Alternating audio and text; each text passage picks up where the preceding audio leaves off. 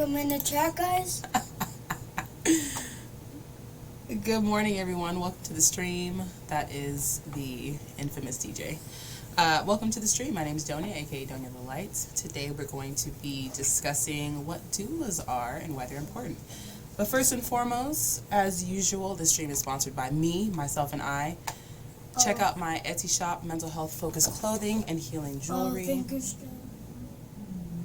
And yeah, if you're looking for ways to support my channel that require money, shopping at my Etsy shop is a great way to do that. I've got tons of items here for y'all to choose from.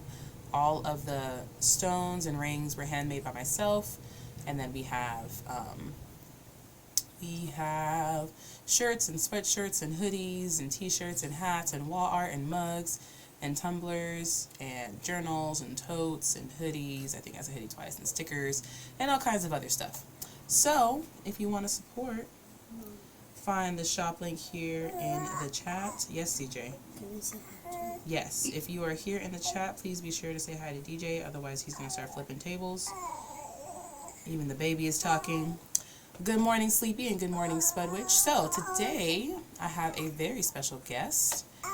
I have this lovely lady here, Miss Doula Mone. How are you, Miss Mone? Good morning. Thank you for being here. Thank you for having me. I'm well. I hope you guys are all over there as well. Yeah, we're doing great. So Doula Mone, Miss Mone, is here to educate us. She is a doula. And so she's going to be telling us about, yes, I know, she's going to be telling us about what doulas do, why they're important, and just educating us on all of those things. If you have questions, of course, please drop them in the chat. But as she is speaking, of course, I won't be able to, I'm not going to be talking over her, y'all. So if she's sharing something and you drop a question, as soon as she's done sharing, I will absolutely ask her the questions that y'all want to know. Good morning, Liam. Thank you for saying good morning to DJ. But yeah, Mone, if you want to just start off by telling us a little bit about what a doula is, if you had to give us like a 30-second elevator speech. Please stop picking your nose and scoot back, please. Good morning, everyone. Stand up. I would say that a doula is a support person for a mother and her family during pregnancy. We see the mom prior to having the baby, so we have prenatal visits with the mom. And, well, the mom and the family, whoever is there, we meet with them and help them understand the birthing process and get them comfortable with birth. We then support mom and family during labor, and that entails whether they're at the hospital, whether they decide to have the baby at home or to have the baby at a birthing center. Then after the baby is born, then we support mom postpartum.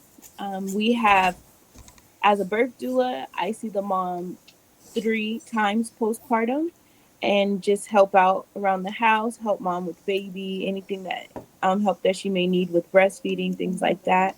And then we have postpartum doulas that come and they can help on or up to a year.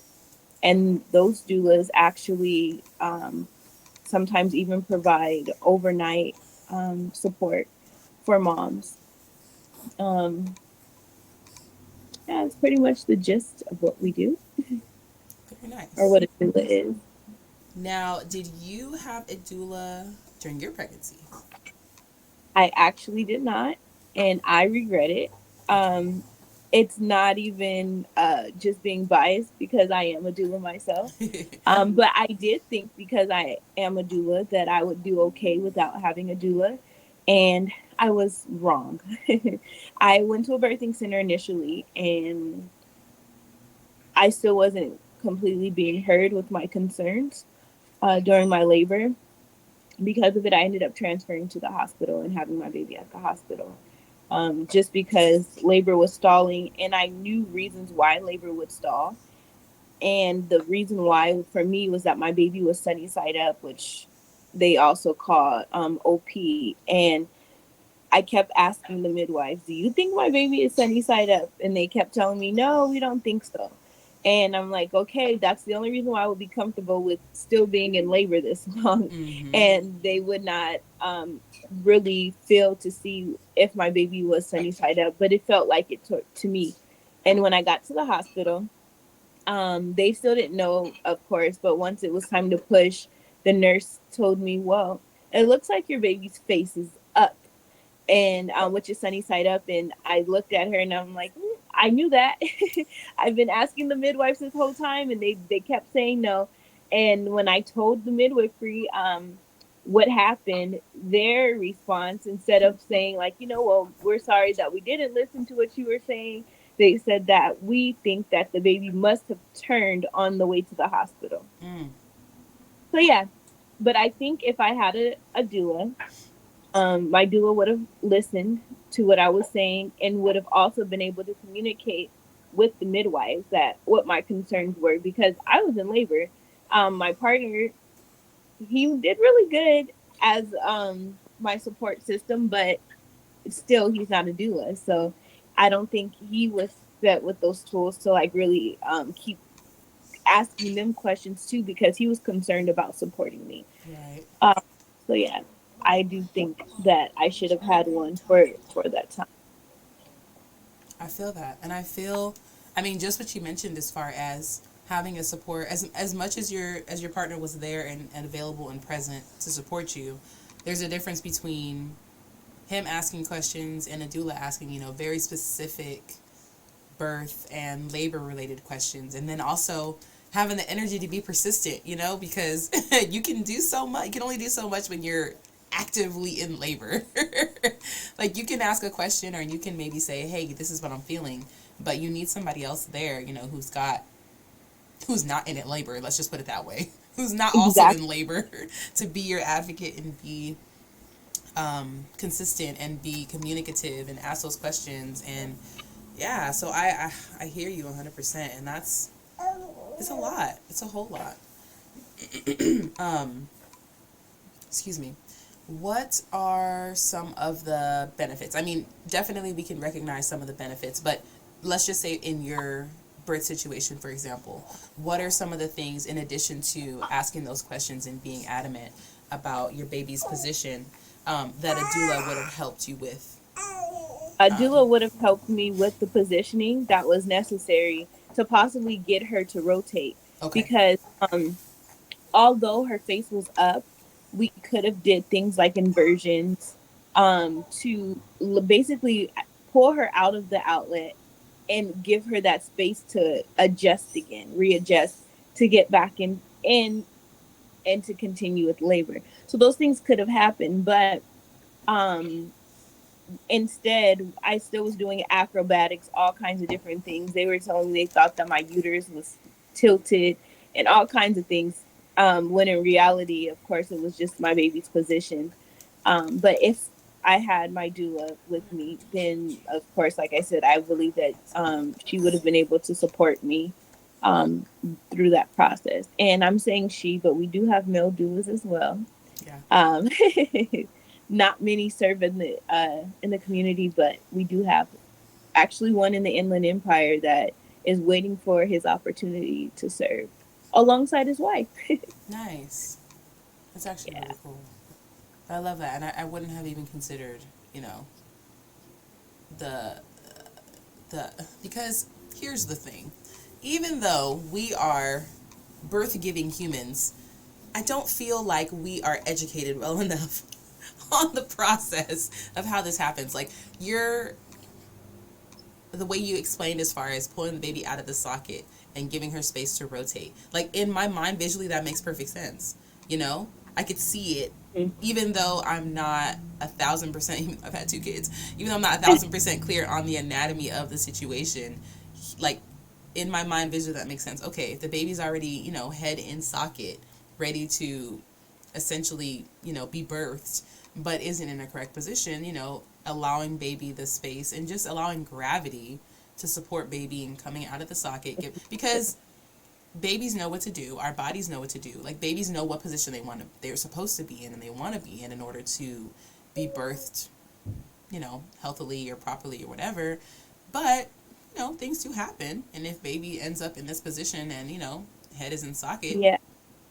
baby needs help. And so in my case, um my placenta was what they call anterior, which is in the front Mm-hmm. instead of in any other position. So also what happens is that like baby likes the warmth of the placenta and they like to face wherever the placenta is. Mm-hmm. So it's common for women that have anterior placentas for the baby to also uh, be sunny side up because it's facing the placenta.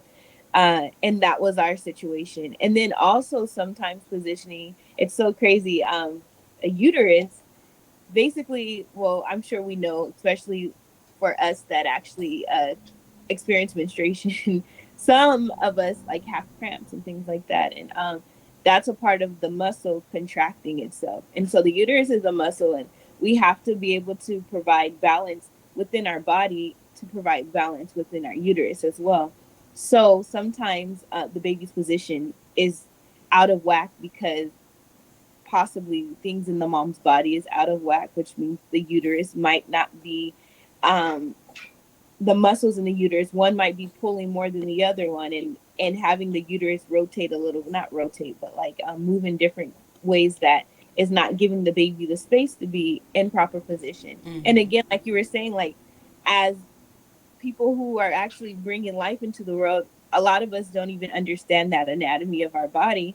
And so when moms are coming, or we have clients, and we hear different things, or we hear that baby's position is a little bit off, we do different things to try to see how can we provide that balance in the body so then baby could be in a more optimum position for birth. Right. So those are things that we do as well when we're supporting the mom prenatally. Yeah. But even just hearing or having that conversation, as far as, I mean, like, as soon as you get pregnant, one of our goals throughout this journey is to ensure that once you get close to baby being ready and your body being ready for labor, is that baby is in an optimal position. Because when I had DJ, you know, I was weeks, 40 weeks in like 2 days or something like that. I got induced at the hospital. I started my induction at like 6 a.m. and they put me on Pitocin, which is the induction Mm. medication, right? So they started me on Pitocin, and then I think they only gave me like 1 or 2 doses, and they stopped giving it to me because later down the line I found out that his umbilical cord was loosely tied around his neck, which I learned from my midwife during this guy's pregnancy that that's not uncommon. She's like, think No. about it. Think how much the baby moves in your womb. How likely would it be that the baby's umbilical cord is around their neck? And I'm like, well, I mean, I don't know, but just hearing it like that, it makes sense. And it wasn't to the point where it was tight around his neck, because every single appointment I had before then was lay you down, measure, heartbeat, be good, out. Like every single appointment. So when I got to the hospital, I was very confused. I was like, well, and also I didn't educate myself on anything. But even if they had told me that, um, we need to make sure that baby's in an optimal position. Um, my midwife had told me, not only was the umbilical cord being around his neck common, but that our uterus won't continue to push and contract while baby's heart rate is changing, because our body can feel that. And she's like, that's why she said sometimes for her as a midwife, how she can determine whether or not baby's cord is loosely around their neck is mom will start having contractions, like hard, strong contractions, and then they'll stop and like ease up. And that'll happen for a little while, and then baby will start having, or mom will start having really strong contractions again. And she's like, typically that's in response to mom's body recognizing that with the contractions, baby's heart rate is changing. And I'm like, and see? Mm-hmm. and it's not uncommon for in labor for baby's heart rate to change with contractions. I always Which makes explain to sense. mom the way that it is that if you as a regular human being walking around see someone and they give you a and they give you one of the tightest hugs that they could possibly give you, Mm-hmm. you kind of lose your breath because the hug is just that tight. Right. And that's basically what the uterus is doing when it's trying to push the baby out. It's hugging tight, like you're saying. In even the body knows to let up on that. But the cool thing about it, or that I see when I go to births, is that although baby's heart rate drops, and then which means it's like, its oxygen is being cut a little bit, once the body releases, the baby's heart rate goes back up because the baby is able to breathe again. Um, and so at the hospitals, especially, they make like a really, really, really big deal about the baby's heart rate dropping. And like, tell the mom, like, we really have to have you on this monitor and this. And they kind of scare them sometimes. And I always let my moms know that if your baby's heart rate is coming back up with each of those contractions that you're having, and they're saying that the baby's heart rate is like, dropping, please, like, trust the process, because baby is recovering. If they're telling baby isn't recovering from a heart rate drop, then maybe we can be concerned. But if baby's recovering, then it more than likely everything is okay. So that's definitely one of the things. And like you said, umbilical cord being wrapped around the baby's neck is common. Honestly, I tell people after their labor, their birth, and then, like, maybe some wild things happened and they're like, what just happened? And it's like, honestly, when we were just birthing without all this technology, these things more than likely was happening, and we wouldn't know the difference. We just did the birthing process. But birth is definitely um, a very serious phenomenon. Those things happen. It's like, it seems like I mean, even as the mother, there is times that it can be a life or death situation. And when the babies are coming into this world, it seems like that's what it's facing, but they're more than likely fine during the process. Right. I'm going to step away really quickly, but I want to ask you, Monet, if you can share with everyone in the spirit of just birth being such a natural process. Can you share with people a little bit more about birthing positions, as far as the position that mom is in, and kind of the benefit of not only moving around but also not being in that flat back position to try and birth? Yeah. So I'll just explain all together in the laboring process, just position prior to even pushing. Um, there's many different ones, but I do believe that some of the motions and movement that we do as birthing people is intuitive. So there's different things that you can do, just like while you're in labor and moving around. You can squat. You can even do lunges, in a sense where you put, like, your leg up on top of a couch, a bed, or anything like that, and you're rocking with those contractions or during the process. There are things that we have that, I mean, if you're at a birthing center or even at home, where they can provide you birthing stools. They basically kind of look like what are those, like the little squatty potties Squatty that potty. they use? Yeah, it's kind of like shaped in that way. And I mean, I think I've seen actually someone use something similar to a squatty potty for labor. Some people actually sit on the toilet. Um, and the reason why is because it kind of just relaxes your pelvic floor when you're sitting there, and that helps with bringing baby down. Sometimes people birth on their hands and their knees, and that's also a thing that when mom is in labor, uh, I call it twerking when they're in labor, but they're on their hands and their knees and shaking their butt, uh, or in a way of wagging. Um, that also still provides motion in the hips and helping provide space for baby. Um, yeah, I mean, honestly, moms can birth in whatever position that feels comfortable to them. In the hospital setting, where there's doctors or midwives that is trying to prevent from making mom just lay on their back, mom sometimes lays on their side and lifts one leg up. Um, There is also the ability to have uh, a squatting bar at the Mm-hmm. hospital where you can actually pull up on the bar and push there.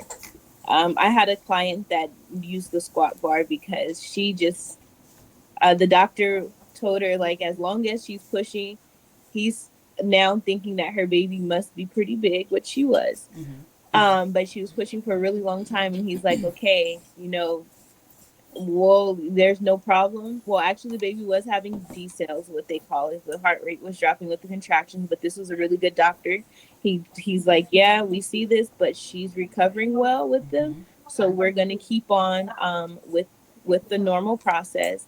And but when he said, like, you could be pushing for a long time because it seems like baby is pretty big, she was like, we got to figure out a way to get me up Right. because I'm not doing this. And mind you, she had an epidural, and I'm saying that too because some people think if they have an epidural, they don't need a doula either. But no, it's still beneficial. So yeah, she had an epidural, and with each contraction, I was behind her lifting her butt up so Mm-hmm. she can pull herself over that bar because, of course, the epidural, her legs were she wasn't really able to move them as much as she could it without it. Mm-hmm. But it was still possible, and she was able to keep on pushing until the baby crowned in that position. Before the doctor did make her lay on her back with stirrups. That it happens sometimes, but I mean, there are some positions that let you do what you want to do. Yeah. Um, and then I think that's what I wanted to bring up too, because how what do we help with as well is like sometimes we help prevent a lot of interventions that the doctors want to do. Mm. Just like how you were saying, like you were induced. Sometimes with the doula, we're able to have those conversations prior to making the decision of being induced. One, babies can go up to 42 weeks and still be delivered perfectly fine. Yes, sometimes they are bigger at 42 weeks, but it's still possible to birth a big baby. Um, and or else just, sometimes the doctors, the reasons that they want to induce is not always, most of the time, it's not needed. Um, and it's just a waiting game for the most part because baby comes when baby is ready, right? Right. Mm-hmm. So we have those discussions, but I've also been to a birth where I did tell the client that it probably was not time to go to the hospital, but family was involved and told her that, you need to go. And so she went. Mm-hmm. And when I got there, they already had Pitocin hanging Uh, um for her. Yes, they had the Pitocin hanging. And so I was talking to her. She's telling me what their conversation that they were having with her. I will use a disclaimer that as a doula, I encourage other prospective doulas or doulas to try not to overstep boundaries in the hospital and find ways to support mom. But in this particular setting, I did ask the doctor's questions because I just wasn't understanding why is there Pitocin hanging, and she wasn't able to answer me in a way that made sense. mm. The mom herself, because of course she didn't know what was going on. Right. So I said, well, what is the Pitocin up for? And they're like, oh, well, we're just trying to help push labor along. And I'm like, okay, well, where is she stalling in labor? It seems like she must be progressing pretty well, because I think when she came in, she might have been 3 centimeters and she was already almost like at 5 or something like that. Yeah, she's moving. And exactly. And they're like, well, um, we just, need to kind of help push it along. I said, oh, AKA she came too soon, right? Mm. And then they're like, well, yeah, we need a reason to have admitted her, and so this is the one of the ways. And so they kept on saying to push labor along. I looked at mom and I let her know. I said, "Hey, you said you didn't want an epidural," and she's like, "No, I don't want an epidural." I said, okay, well, you get this pitocin, you're probably going to want an epidural. It's going to make your contractions a whole lot stronger than what you're having right now. Mm-hmm. And when putting that in layman's term for her, she's like, "Oh yeah, I don't want the Pitocin." Mm-hmm. And so then they're like, okay, well, um, let's talk pain management. After they already heard her say she doesn't want an epidural, let's Mm-hmm. talk pain management because we can give you the epidural and that will help get you get Right. take you make you more comfortable. And she's like, no, I don't want that. And they're like, okay, well, how about this other medication? It's not as good as an epidural, but it might just take a little bit of the edge off. So she's like, does that have fentanyl in it, right? And now Uh-huh. we have the education about that already. So she's like, and they're like, it's the cousin of fentanyl. It's Stadol, but it does essentially the same thing. She's like, don't want it, and so then they then told her, well, can we break your water? And yeah, and so then she's like sitting there, and she goes, this is way too much information to take in because they're sitting there waiting for an answer right now. Right. Yeah. And so I was able to just let her know. I said, "Well, you know what? Maybe we can take this time to think about the things that they're telling you, so then you can make an informed decision." Again, I feel that without her having my support, it she may have went ahead and let them give her the pitocin because she didn't Right. understand what it's going to do. I mean, we Absolutely. did have those conversations, but in that moment, it seems like she may have forgotten. And Yeah. so, um, those things could have happened, but we went through that, and while they gave her the time to think, her water broke Mm-hmm. on its own without them Right. having to do it. Exactly. Um, and at this particular hospital, it seems like they're not used to moms laboring without medication. They kept coming in. Like if they heard her screaming, you Mm-hmm. come in, we can give you an epidural. Mm. And it's just like, no, I don't want an epidural. But they, Right. instead of listening to her initial, I don't want an epidural, they kept on coming in and trying to coerce her into just Yes. going ahead and taking it. So that's one of the things that I believe is really helpful because, like I said, we're able to prevent those interventions. Right. Um, I typically tell moms to let me know when their contractions are like 4 minutes apart so I can start preparing. And hopefully, I'm arriving when they're about 3 minutes apart and we're able to Mm-hmm. just go to the hospital. But sometimes the contractions slow down and I help them labor at home. And also doing that, like having a doula and laboring at home with the doula prior to going to the hospital, I do believe reduces a lot of interventions as well because mom is comfortable in at home with the process for the most part. Right. Uh, I've done a birth where I help mom labor at home until like it's like okay, we're kind of pushing it. Let's go ahead and make it to the hospital. Mm-hmm. And we get to the hospital. Mom's only at the hospital for about 2 hours before she actually delivers the baby. Absolutely. Which again, also, some people they get to the hospital and maybe their vitals are changing, like blood pressure is raising and things like that because the setting is just makes them. Yeah. So then again, that's where interventions might be enforced because Mm-hmm. of things like that. Um, or else if mom's in labor for so long, then they still are trying to do that. We need to do pitocin, or we need to. Mm-hmm. So I do believe we also reduce the amount of interventions. And then breastfeeding, same thing. Not all of us are lactation educators. I'm a lactation educator, but some of us are still trained in ways to help support mom with breastfeeding Mm-hmm. still. And so sometimes even the nurses at the hospital, not all of them, but there are some that may not really encourage the mom with breastfeeding. Mm-hmm. So we're able to still be able to support them or else educate them because sometimes they'll say like, baby's blood sugar is low. We need to go ahead and give formula.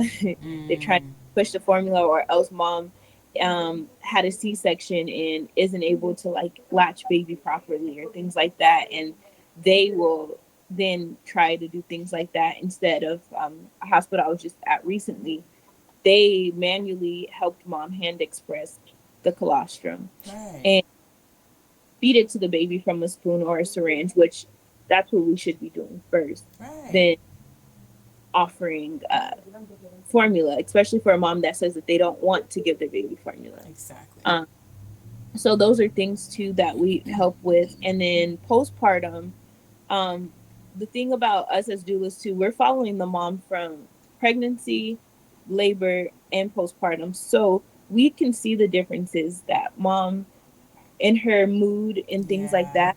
that. Because we know mom from the beginning, and so those are That's things so that we can help. important. Yeah. Yeah. So those are some of the things that we can help with is recognizing that if mom possibly has postpartum depression, giving out referrals for the mom to go and get support with a therapist or um, maybe even a psychologist if it's severe to a point where they probably might need medication.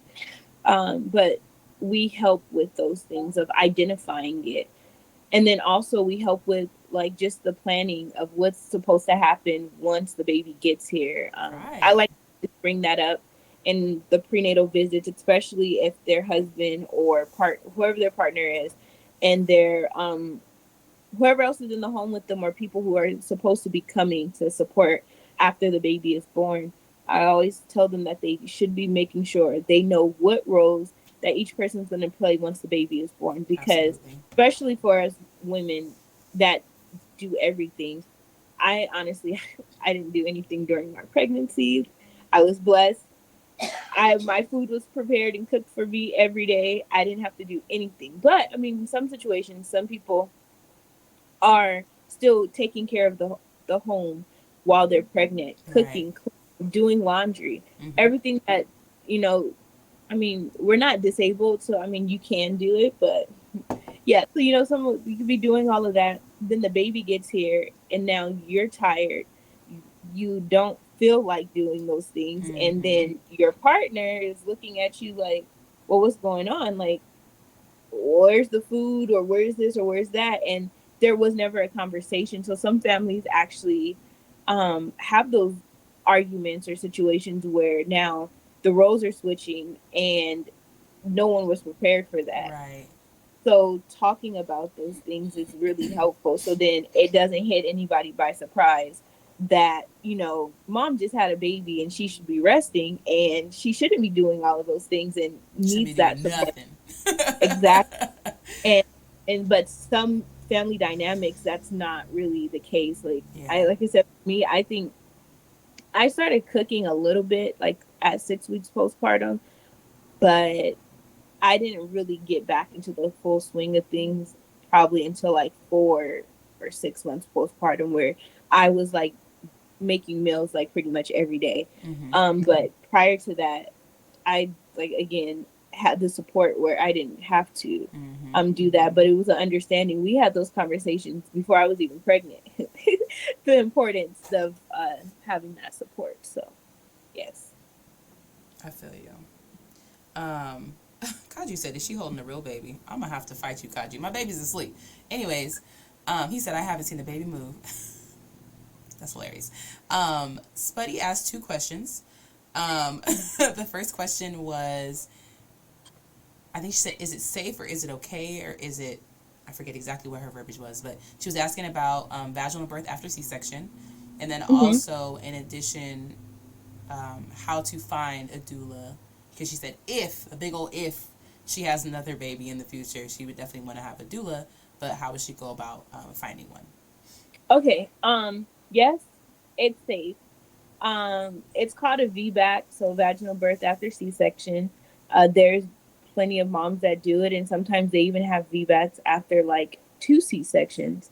Um, and I'm trying to find the right way to word this without stepping on physician toes, but it has been shown that it can actually be safer to have a VBAC than it is to have another C-section. But Mm, sometimes the way that the doctors put it to moms, I mean, there are doctors now that actually are okay with VBACs. You have to find one that actually says, you know what, I can support you with the VBAC.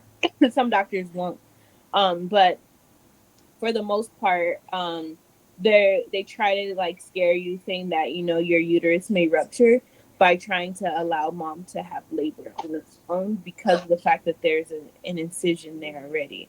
But with a C-section, you're making another incision on top of the one that's already been done, and so that also sometimes for certain moms, well, not certain, that they try to give you like a limit of 3 C-sections, and then if you have one more, you're like kind of pushing it, but that limits the amount of children that you can have technically, Mm-hmm. by continuing to have C-sections. So, yeah. And then, but yeah, it's definitely very possible to have a VBAC. And again, too, some of the reasons that doctors tell you that you needed a C-section doesn't necessarily mean that would be the reason for it with the next baby, you know. Mm-hmm. Especially some, like, I would use my mom for example. She always would tell me like, I don't know, she told me something like I wouldn't go into, like, I just didn't fit, and I'm like, well, especially that was in '92. Like, there, what was the reason? Like, did they try anything? Of course, they didn't try anything to try to make sure that I could actually. I may have been in a optimum position to be able to be born vaginally. You know, I was a big baby, Mm. but still, that doesn't mean that she couldn't have birthed me. Yeah. But that's sometimes that could be the thing, or you know, the baby just wouldn't like, I sometimes the moms get stuck at, like, let's say 2 or 3 centimeters. Sometimes doulas can help with that, sometimes they can't, and C-section might end up happening, but that doesn't mean that that's going to be the case with the next child. Whatever, every birth is different, every pregnancy is different. Right. And then to find a doula, that it depends. So now, because we are actually not partnering with hospitals, but hospitals are finally kind of recognizing that we are helpful. Mm-hmm. Um, Unofficially, yeah. yeah, so now sometimes what they do is that when a mom is goes to see their doctor, they give them a pamphlet, and, like, especially for black moms, they give them a black infant health information. If you connect with them, Black Infant Health can connect you with doulas. I'm actually contracted with one of those programs that Black Infant Health reaches out to. If you have Medi-Cal, um, you can actually get your doula services paid for through Medi-Cal. I'm not sure if they give you a list. If not, honestly, it's just kind of asking around in the community as well. And Um, Instagram. yes, and Instagram. I just Instagram a helps a few lot. people find me there. I'm Mm-hmm. so sorry for my background. Um, yeah, Instagram, and then also Facebook. Mm-hmm. There's been Facebook groups I see people asking if they know where a doula could be found, and that's how I am able to tell them about my services. Also, if you decide to birth with a midwife, sometimes a midwife has a directory of doulas that are local that can help support the mom. Yeah. Yeah, so just those are ways that you can find one, or a quick Google search. Some of us are able to be found via Google. So yes. So I'm gonna copy and put Monet's Instagram link in the chat. Um, you are. Do you have my website? Actually, I have a website too. Is it on your Instagram page? I'll grab it. Is it in Yeah, your link? it Okay. depends on what Instagram are I you have looking at. your majestic births. Yeah, it's in there. Okay. Here it is. Let me put this one real quick. But yeah, so Monet is here. She's here close to me. And Nobody's I close still to don't. me. I was gonna say I feel like that's still not too close either. No, but you're super close. I mean, if I like throughout my what's it called? Birth, pregnancy. If I had to travel to you, you know what I mean? Or Hmm. in that area, like if I would have had to find a midwife or an OB in your area and do my visits, because my visits were only once a month until I was 30, 32, Probably like, 34 weeks or something. Something like that. I feel like, well, I I don't remember. I with can't with look. my midwife, it was about 36 weeks. Once I hit 36 weeks, then it was every week. Yeah, that's what we changed. So it was like monthly, and then it was bi-weekly, and then we switched over to weekly eventually. But I definitely do not remember when. But yeah, let me put your website in the. But yeah, that wouldn't have been like impossible, to Hmm. to do that because my father-in-law lives in Paris. My Okay. mother-in-law lives in Paris. My husband's like Yeah. best friend lives in Moreno Valley. Like he's from Moreno Valley. When I first met him, when we first started dating, he lived in Moreno Valley.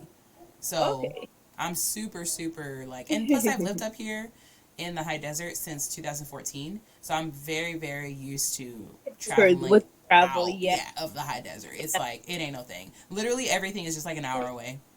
The only struggle with Mobile in Paris is that super stupid area of the freeways where they have the 215, the 60, and the 91 all together. And Yeah, people are that's just like, where do I go? What do I do? So typically when I went to his house in Mobile, I took the 15 to the 215 to the 10. No, not the 10.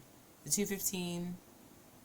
Was I on the 10? I wasn't on the 10. I took the back way, like through the back way of Merino Valley where you like see all the donkeys and stuff. oh, I know what you're talking about. So that would be the 60. Yeah, I would go that way and then just Mm-hmm. avoid. Like when I very first, the very first time I went to go meet him, I went that way and it was like dark outside, and that's the way that my phone told me to go. And I was like, where does this nigga live? Like, where am I going right now? It was so sketchy, and there's no cell service back there. Like, you just gotta trust in the process and the Lord. Anyways, let me put let me put That's funny. Monet's website in the chat real quick, and then of course if you're interested in working with her, if you're here in California, but I'm sure that she can also point y'all in the right direction for other midwives that she is aware of. Or, I'm sorry, not midwives, other doulas that she's aware of. I don't know why I made that link so long. I feel like it's not that long. But yeah, welcome in, Raylene, by the way. But yeah, Instagram search. That's how I found another doula that I was interested in working with, but didn't have the opportunity to continue with her. But she also is in Southern California, and she's like San Bernardino County, LA County, and I forgot what other county. But yeah, Riverside County, I think maybe Mm-hmm. one of those counties. But yeah, when it comes to finding a doula, it's definitely just a search, and then I would say, like you said, like Facebook, Instagram, searching the social medias is good, because I feel like most doulas probably have social media in order to, Mm-hmm. you know, connect with other clients and just educate people and communicate. But I think that's one of the most important things, is just educating yourself on the process. Sleepy had asked about, Sleepy said, I'm going to need 14 business days after I have this baby. And let me tell you something, Sleepy. I am, first of all, postpartum has no time limit. So No. you could be postpartum technically, I mean, forever. You could be postpartum until your child is 7 years old. Postpartum has no time limit. But typically, the fourth trimester, which, not in quotes, but the fourth trimester is the first 3 months after your baby is born. So until your baby is 3 months old, out of the womb, you know what I mean? Sleepy said, I'm gonna be postpartum until I pass away. You have to give your body time to heal. The way my midwife described it is, you know, in addition to birthing your child, you also birth your placenta, and consider the fact that your, like, the size of your placenta. I mean, it was probably about the size of my hand, maybe a little bit bigger, and you know, so now you have this wound inside of your body that your body has to heal. Not to say that your body can't do it, but just consider that. You know what I mean? Like, if I had this size wound on my chest, you know, how much time would people give me to recover?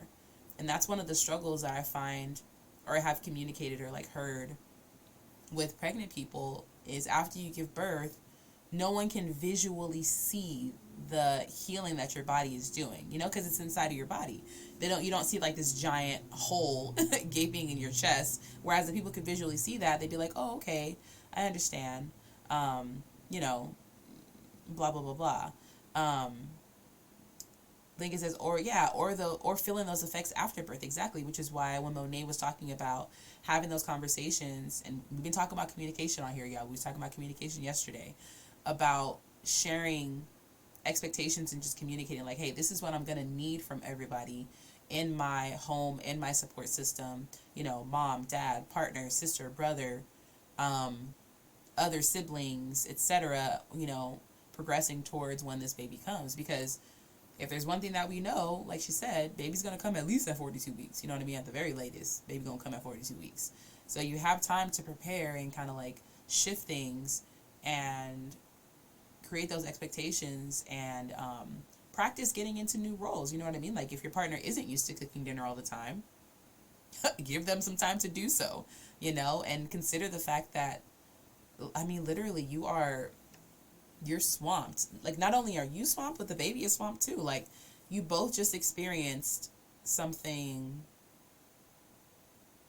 I mean, traumatic, for less lack of a better term. You know what I mean? Like, the fact that you both require a lot of healing. You know what I mean? Like, baby requires a lot of healing. You require a lot of healing. Um, yeah, and Sleepy, I mean, if you don't want to get pregnant, you ain't gotta get pregnant. She said, "Not me over here panicking, and I'm not even pregnant." It can sound like a lot. Um, Raylene said, and Raylene's in the UK. Raylene said, "If you don't mind me catching me up, what is a doula?" Go ahead, Monet. Break it down for her again. Okay, I'll try to make it quick. Doula are support people that help moms and families during their pregnancy, their birth, and their postpartum period. Um, Typically, like in my practice, what we do is 3 prenatal visits.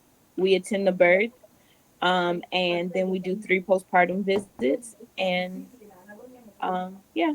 Oh, for me, also, I didn't add that part to let you guys know.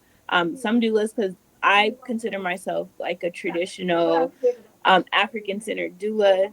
That also includes what is done in the African American community as well, which is that 6 weeks postpartum is very, very important. Mom should be basically, quote unquote, quarantined during that Yeah, time. We and should on be bed in the house. rest. I know America is making it hard for us to do those things, but if we are able to, we do that. But with that being said, some of the things that I do postpartum with my moms is that I provide them a bath. I'm so sorry for my mother. uh, Provide them a bath or a steam postpartum as well. I do provide belly binding, so I can do wraps for the moms as well, to just help support them with that portion postpartum. And yeah, I guess that's the gist of what a doula is. And a doula also, we are not midwives. We do not catch babies. I mean, unless it's an emergency situation, midwife has not shown up yet, and mom has the urge to push and needs to push and really can't stop it because the body is doing it on its own, then yes, we will catch the baby. But other than that, that is not our role. People sometimes try to hire me and think that I'm the shortcut to labor, having a cheaper, quote unquote, cheaper midwife. Mm-hmm. But that's not what we do. We are not medically trained professionals, but we do have trainings that help us understand the baby's position and how we can get mom to progress in labor. So we still are able to support in those ways, especially like at the hospital. For the most part, they're just trying to administer medication. There's only been one hospital that I've seen that they use a technique that we use called spinning babies Mm-hmm. with the mom. So spinning babies, again, like I said, it helps mom and go into optimum position. Um, and with that being said, like let's say that mom is stalled in labor, they could have been at like 3 centimeters for a long time and nothing else is happening. And then we can do other things to try to see if maybe we can get baby in a better position to get the contractions to pick up and also to get mom to progress in labor. So those are Okay. things that, as well as doulas, yeah, as doulas. We got two more questions. Um, Okay. Sleepy says, "Last time I had a pap smear, they said my cervix was tilted against the vaginal wall. Would that mean that I would need a C-section?" Not necessarily. There are some people who do have tilted cervixes. Um, I do believe with the tilted cervix, sometimes you just like when there's time to do the vaginal checks, you may have to like move a different way. Like sometimes they have you put your hands underneath your butt, kind of like tilt a certain way that they can feel. But that doesn't necessarily mean that you would have to have a C-section. It's interesting how our bodies do this thing, but with the dilation and things like that, I don't see why you would actually have to have a C-section. Okay. And then Spuddy asked, "Should you have a doula and a midwife?" Yes, I always tell people that too. Like I said in the beginning, I don't know, she wasn't here in the beginning, huh? Raylene wasn't, but yeah, Spuddy was here, I think. Okay, But so yeah, go you ahead. remember when I basically said I was at the midwifery in labor with my daughter, and I Right. did regret having a doula. Um, because at the end of the day, I mean, there are good midwives that are, very thorough and they hear your concerns. Mm-hmm. But still, again, it's better to have another set of hands there is there supporting you, because for me, the midwives still weren't necessarily listening to my concerns, Right. and literally gathering together, because there's like the student midwives or the assistant midwife. Like, I'm in the tub and I see them gathering in a circle trying to like really figure out what's going on and why is she not progressing. And I literally had already told them what I think is the problem, and Right. they went past my idea of what the problem was, just for me to go to the hospital to find out my suggestion as to what the problem was the problem. Yeah. So yes, I think a doula is definitely beneficial during that time. And then also, in like, sometimes when you're in labor, some moms might want support a little bit earlier than it's like time to, Mm-hmm. like, for the midwife to arrive, or else there I've seen times that midwives are at like one birth and like rushing over to the next birth just in enough time to catch the baby. Right. um so yes, definitely, I think they're both good to have. Yeah. And again, I want to emphasize that doulas are also necessary and needed in the hospital space Mm-hmm. more than anything, honestly. Absolutely. I do think with midwives it's important, but if anything, definitely at the hospital. Right.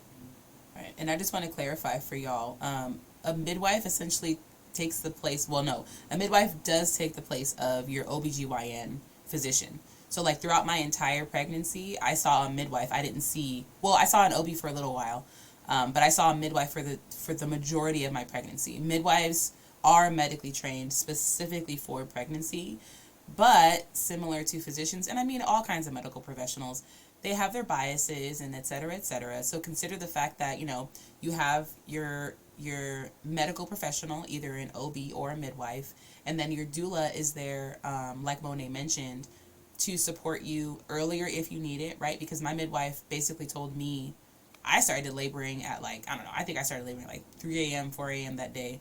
And was kind of laboring all day.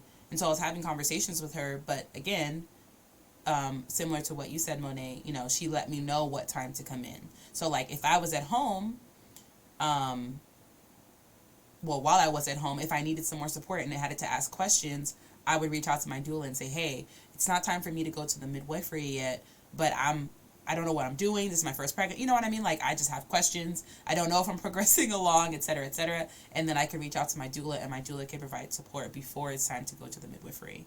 Yeah. Sleepy says, I don't know. I'd want someone with good bedside manner. I've had so many horror stories about OBGYNs in hospitals. And see, here's the thing. Like, it's the hospital setting itself that typically pushes OBs to do the things that they do. Raylene, an OBGYN is an obstetrician and gynecologist. So specifically a doctor for humans with vaginas and uteruses. When it comes to, because, like, my OB didn't show up to my pregnancy for DJ's birth until You were until when, babe? until you were crowning. Kind of, yeah, exactly. So, like, all those decisions and all that conversation was happening, the Pitocin, all that stuff was happening, well, not the Pitocin decision, but all of those decisions were happening without my OB even being there. You know what I mean? So I could have a great relationship with my OB, and then once I get to the hospital, I'm talking to people who I've never spoken to before, never seen before, my first time at this hospital, versus my midwifery. I got there at like 10:30, popped this baby out at like 1:35. I was there until like 5 or 6 a.m. though, because we were just existing. I was nursing. This baby pooped like 3 times. I was like, sir, I need you to chill. She was like, well, at least his bowels are working. I was like, yeah. But what I appreciate the most, I mean, you can just tell the difference in the environment. Like, similar to what Lincoln's saying, some birthing centers are really relaxed. You'll definitely need to explore options and see which one is your vibe. Like, my birth center it felt like I was at home. Like, the lights were low. I was playing lo-fi music. Like, if I wanted candles, I could have had candles. You know what I mean? And that's not to say that you can't ask for those kinds of things in the hospital setting, but it's something you kind of have to push for. And then they have the option to say yes or no. Whereas at the midwifery, those are things that are kind of encouraged. They're encouraged to make you feel as comfortable as possible. I think most And expected. also, Go ahead, babe. the hospital, they have so many policies. So Right. like candles, then we have oxygen in here. We can't have the candles. You know what I mean? Like it's Yeah. all kinds of things that they make. Well, that's, I mean, it's a valid excuse, but Yeah. they have a lot of things that where they're no, it's policy, no, it's policy. I mean, some stuff isn't policy, and that's where it's important to educate yourself on those too. But yeah, definitely, um, the hospital gives you a lot of pushback on a lot of Yes. things that you want to do. Absolutely. And throughout the birthing process, the most valuable thing that my midwife sent me was a 3-hour video. Now, I didn't watch it all at once, but she sent me a 3-hour video explaining the entire birth process from the perspective of my body. You know what I mean? It talked about hormones. It talked about what to expect when you actually start pushing. It talked about all of these things that I had never even heard before. Now, granted, I definitely could have went on YouTube and like researched some stuff, but to be given this information from someone, you know, who I trust and, you know, just appreciate the opinion of was amazing. Like, one of the primary reasons why having that kind of environment is so good for you is because it increases oxytocin, is it? And oxytocin is the hormone that's needed for your body to actively go into labor and continue laboring. So just think about that. The hormone that your body releases when you are feeling relaxed and not stressed is what your body needs in order to progress naturally through labor. Yes, you absolutely can poop while pushing. And actually, when you push, it feels like you're pooping. Like, that's typically the sensation that my midwife told me to feel. Because I had an epidural with DJ, so I didn't feel the pooping sensation. But when this guy, I was like, well, how do I know? And she's like, honestly, you got to just kind of wait until you feel like you got to poop. Because once the baby's head gets to that point where he begins to crown, think about how close your vaginal canal is to your anus. You know what I mean? Like, that's the best way I can describe it. There's only like, what, a centimeter of tissue between your vaginal canal and your anus. Like, but it doesn't matter if you poop, y'all.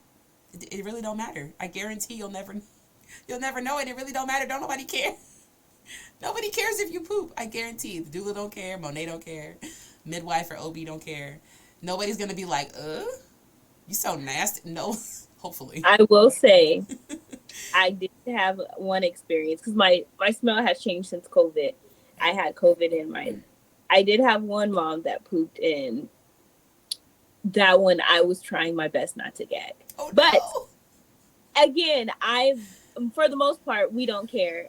I see poop all the time. This was just the one particular time that I was like, oh my God. It hit you hard. And I joked with her later on and I told her, I was like, you made me reconsider this job. But just jokingly, but no.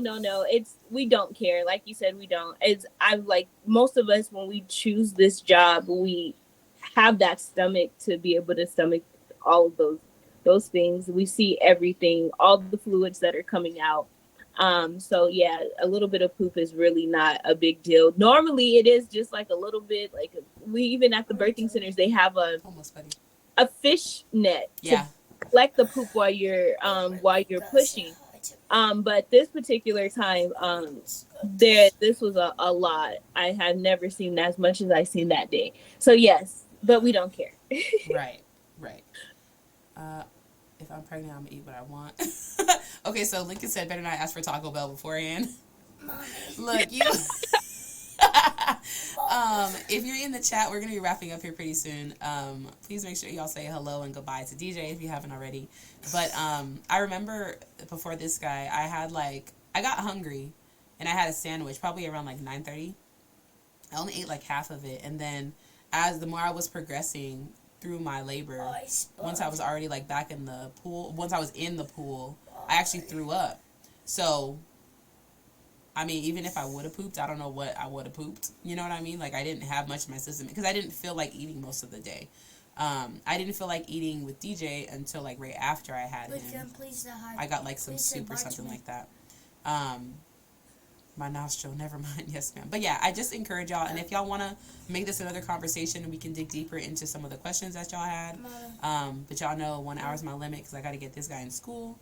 But yeah, if y'all have more questions, just let me know. You can drop them in the chat now, and then when Monet has more time, I can invite her back and we can have another conversation about it. But pregnancy is a lot. Is too cute. I love. But yeah, Monet, thank you so much for being here. I'm gonna post her website in the chat again. If y'all are interested in working with her, asking her questions, just having conversations with her. Sleepy said, me hiring Monet and I'm not even pregnant. I mean, look, she's phenomenal. I'm just saying. She's an incredible human. This site should work. I took out all the extra stuff.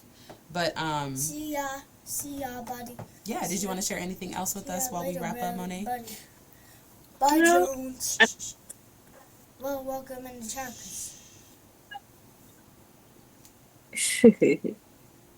Go ahead, Boo. Yeah, no, I don't really have much more information to add. I think I provided a lot of information, but like you said, if people have any more questions, we can do this again. I'm okay with that. Okay, awesome. Well, I appreciate y'all so much for being here. As always, if you're looking for free ways to support me, subscribe to my YouTube channel. I drop Monet's website in the chat, but I'll be linking it in the description of this YouTube video as well. If you're catching this replay on YouTube, thank you for watching. Subscribe to my YouTube channel. If you want to buy stuff, buy stuff. Here's my shop link. It'll also be in the description of the YouTube video. But I hope y'all have a beautiful day, and I'll see y'all tomorrow. Thank you again, Monet, for being here. Well, bye. I appreciate you. For having me. Okay. Bye. All right, my love. Oh. Okay. Go ahead. You gotta click end. Oh. Well, you.